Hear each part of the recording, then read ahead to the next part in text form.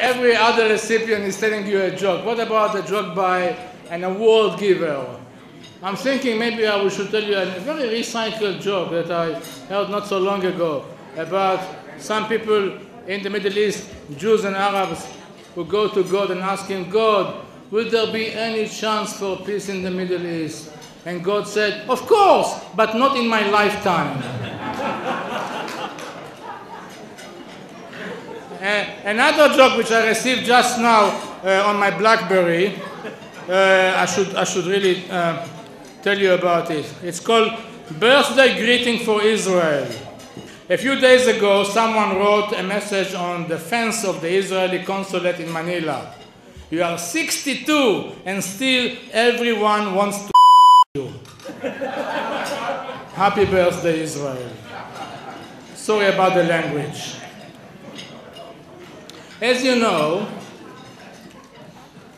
about 1,000 journalists were killed or murdered while doing their job in the last 20 decades. My next recipient of the Journalist Award is an Israeli journalist. And as far as I know the Israeli media landscape, many of them would have liked him to be on this list of journalists who were killed while doing their job.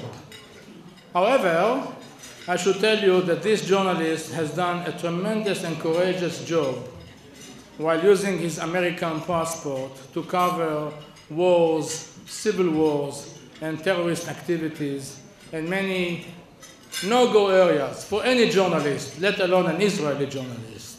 Pakistan and Afghanistan, Rwanda and Burundi, Iraq and Chechnya, so many times. He's an Israeli journalist whom I knew when I was the correspondent in London of the Israeli paper Haaretz, and he was at the time a very journalistic virgin. His name is... Sometimes I feel I am the luckiest man in the world. I get to see the world, the most interesting places, the most extreme situations. It's not just about conflict and war. It's people, it's religion, belief, hopes. You see everything. I do not use a cameraman or a soundman or producer. I'm working by myself, with a camera, with the sound, with all the equipment, just like a one-man band. In these places, being alone, you're not threatening them. Itai Anghel.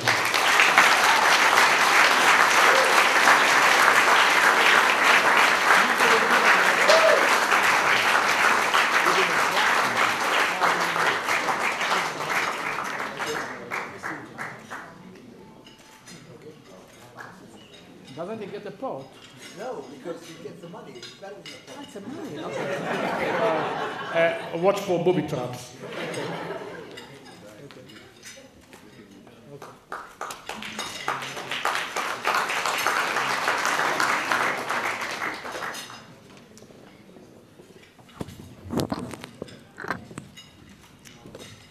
My colleague Ben Wiedemann compared us TV journalists to football players, and I agree. So, like an average football player, I'm having troubles expressing myself, so I wrote on the paper a few notes, and I will read. First, I want to express my gratitude not only for this prize, but for the opportunity you provided us today to meet and to get to know such a group of interesting people that I know I would like to stay in touch with. And more than anything, with your permission, I would like to thank my parents and my brother who happen to be here, and especially my mother.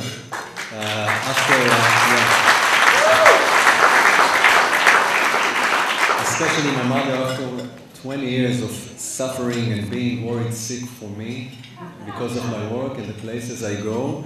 I'm happy that tonight I'm able to provide her with some calm moments, serenity, so enjoy mommy.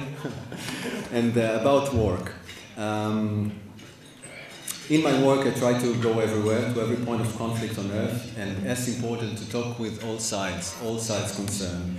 Because I'm an Israeli, naturally sometimes it poses a problem.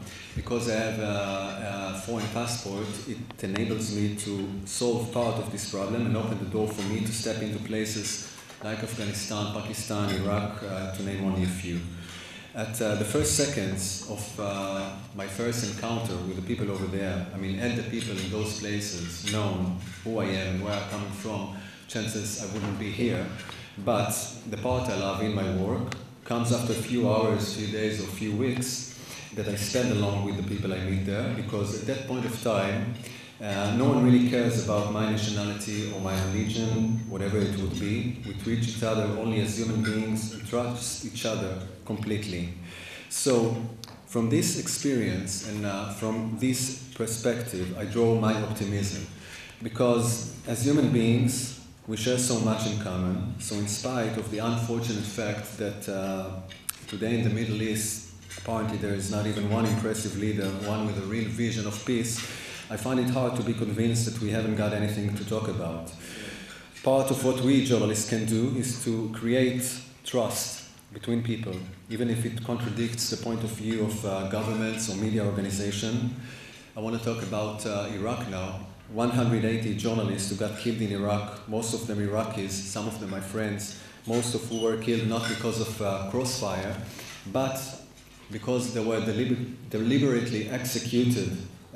This is a terrible number, 180, but it is also a proof that there are journalists who, even in times like these, are not afraid to believe in their own way and to ask questions.